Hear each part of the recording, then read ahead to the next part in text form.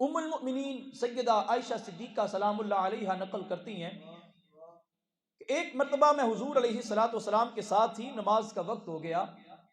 حضور علیہ الصلوۃ والسلام کی طبیعت مبارک کچھ علیل تھی، یعنی حضور علیہ الصلوۃ والسلام بیمار تھے، اور اسی بیماری میں سرکار علیہ الصلوۃ والسلام نے دنیا سے ظاہری پردہ فرمایا۔ آپ فرماتی ہیں نماز کا وقت ہوا، صحابہ حضور کا انتظار کر رہے تھے کہ سرکار تشریف لائیں اور ہمیں نماز پڑھائیں۔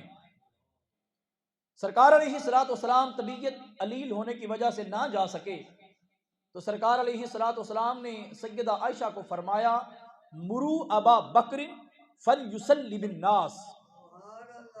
یہ بخاری شریف کے الفاظ ہیں۔ ام المؤمنین کہتی ہیں سرکار نے مجھے فرمایا کہ اے عائشہ، ابو بکر کو حکم دو کہ وہ لوگوں کو نماز پڑھائیں۔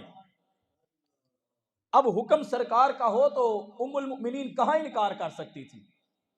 یہ ہو سکتا ہے کہ سرکار کسی بات کا حکم دے، صحابی مانے نہ، اہل بیت اطہار کا کوئی فرد انکار کر دے۔ سرکار نے فرمایا اے عائشہ مرو ابا بکر فلیصلی بالناس، ابو بکر کو حکم دو کہ وہ لوگوں کو نماز پڑھائیں۔ آگے سے ام المؤمنین عرض کرتی ہیں اے اللہ کے رسول صلی اللہ علیہ وسلم، میرے باپ بہت نرم دل آدمی ہیں، وہ آپ کے مصلی پہ کھڑے نہیں ہو سکتے، یا رسول اللہ کسی اور کو حکم دے کہ وہ لوگوں کو نماز پڑھائیں۔ سرکار نے دوسری مرتبہ فرمایا مرو ابا بکر فلیصلی بالناس، عائشہ میں کہتا ہوں ابو بکر کو حکم دو کہ لوگوں کو نماز پڑھائیں۔ جناب ام المؤمنین نے پھر عرض کی یا رسول اللہ میرے باپ آپ کے مصلی پہ کھڑے ہونے کی طاقت نہیں رکھتے، حضرت عمر کو حکم دے وہ لوگوں کو نماز پڑھائیں۔ سرکار علیہ الصلوۃ والسلام نے تیسری مرتبہ فرمایا، اور سرکار نے فرمایا کہ تم یوسف کی ہم نشینوں میں سے ہو، یعنی سرکار علیہ الصلوۃ والسلام نے فرمایا اے عائشہ میں کہتا ہوں ابو بکر کو حکم دو کہ وہ لوگوں کو نماز پڑھائیں۔ اب بخاری شریف کے اندر 3 مرتبہ سرکار علیہ الصلوۃ والسلام نے جناب ابو بکر کا نام لیا۔ مفسرین کرام فرماتے ہیں کہ اس کے اندر حکمت کیا تھی؟ یہ کیسے ہو سکتا تھا کہ سرکار حکم دے ام المؤمنین ماننے سے انکار کر دے؟ کیا سرکار صدیق اکبر کو نہیں جانتے تھے؟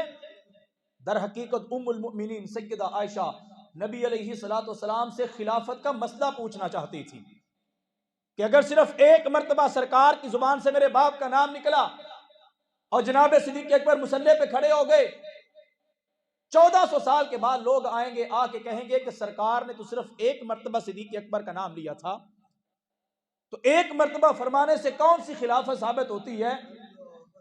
ام المؤمنین یہ پوچھنا چاہتی تھی میں دیکھوں تو صحیح سرکار بار بار کس کا نام لیتے ہیں؟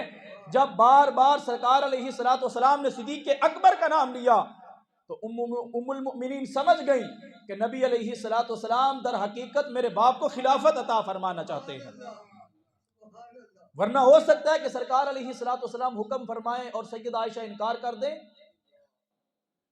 سرکار علیہ الصلوۃ والسلام سے یہ پوچھنا چاہتی تھی کیونکہ یہ فقیہہ تھی، اللہ کریم نے بڑی عقل ان کو عطا فرمائی تھی، یہ دانشورہ تھی، صحابہ کرام ان سے مسئلے پوچھنے کے لیے آیا کرتے تھے، اور رب کائنات نے بڑی فہم و فراست ان کو عطا فرمائی تھی، تو ان کو پتا تھا یہ رولا پڑنے والا ہے، ان کو پتا تھا لوگ اختلاف کریں گے، اسی لیے ام المؤمنین نے پہلے سرکار علیہ الصلوۃ والسلام سے تصدیق کروا لی۔ حضرت ابو بکر کو حکم دیا گیا کہ سرکار کا حکم ہے آپ مصلی پہ تشریف فرما ہوں، نماز پڑھائیں۔ حضرت ابو بکر مصلی کے اوپر نماز پڑھانے کے لیے تشریف فرما ہو گئے۔